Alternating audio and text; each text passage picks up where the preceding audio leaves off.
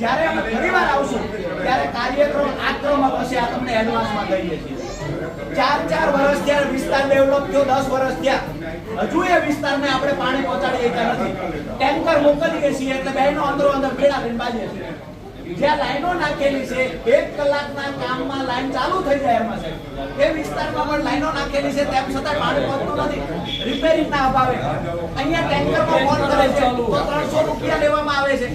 સુરેન્દ્રનગરનો મોટા ભાગનો વિસ્તાર એવો છે કે જ્યાં ટેન્કરથી પાણી પહોંચાડવામાં આવે છે।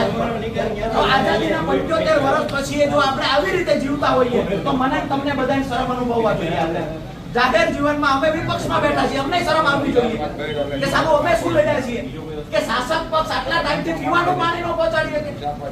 10 વર્ષથી આ વિસ્તાર બન્યો એને આપણે પીવાનું પાણી નથી પહોંચાડીએ કે હજુ એમ કહીએ છીએ વિસ્તાર ડેવલપ થાય છે, ડેવલપ થાય છે। એક મર્યાદા હોય કોઈ પણની, બહાના કાઢવાની આ અમૃત મકવાણા જીઆઈડીસી નો પ્રશ્ન લઈને વારંવાર તમારી પાસે આવે। કમલેશભાઈ છેલ્લા 3-4 વર્ષથી આ પ્રશ્નો લઈને આવે। નિરાકરણની વાત આવે આપણે વરસ 1.5 વર્ષનો ટાઈમ પીવાના પાણીનો આપીએ છીએ બેન, દુઃખ થવું જોઈએ આપણને। પીવાના પાણીના 1.5 વર્ષના ટાઈમ હોય, નગરપાલિકા કરે છે શું? એટલે વિનંતી કરીએ છીએ હેરમા સાહેબ અને પ્રમુખશ્રી, અમે ફરીવાર વિનંતી કરવા નહીં આવીએ, માફ કરજો। ફરીવાર અમારો કાર્યક્રમ આક્રમક હશે અને તમને કદાચ એવું હશે બેન કે આ ખુરશી ઉપર હું કે 5 મહિના 6 મહિના પછી હસું કે કેમ, કદાચ આવું હશે, જે આવે ભોગવે। અમે વિનંતી કરીએ કે મહિલા તરીકે તમે પણ મહિલાના પ્રશ્ન સમજો। આજે પોતાના બાળકો, સાસુ સસરા, વૃદ્ધોને ઘરે મૂકીને રજૂઆત કરવા 4 કલાકથી બેઠા, પાણી નથી આવતું।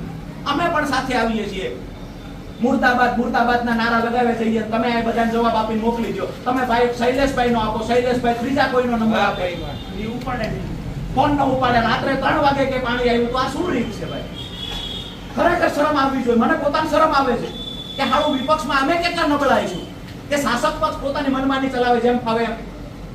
અમને શરમ આવે છે, તમને પણ શરમ આવતી હશે, માણસાઈની રીતે શરમ આવવી જોઈએ।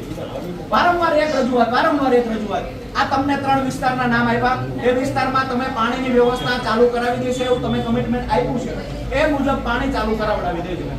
વારંવાર મારે આવો ટાઈમ જ નથી ભાઈ। અને નગરપાલિકા પાસે પૈસા ન હોય તો અમને કહેજો, અમે રોડ ઉપર ઉભા રહીશું વાટલા લઈને, પણ અહીંયા પૈસા આપીશું। દુઃખ થાય છે અમને તે કે પાણીની આઝાદીના 50 વર્ષે પાણી માટે આંદોલન કરવાના, પાણી આપો, પાણી આપો, પાણી આપો। પાડોશીના ઘરે બેરા લઈ લઈને ભરવા જાય પીવાના પાણી, કોકના કઈક મોટા હોય ટાંકા, કયા દેશમાં રહીએ મને હજી એ નથી સમજાતું।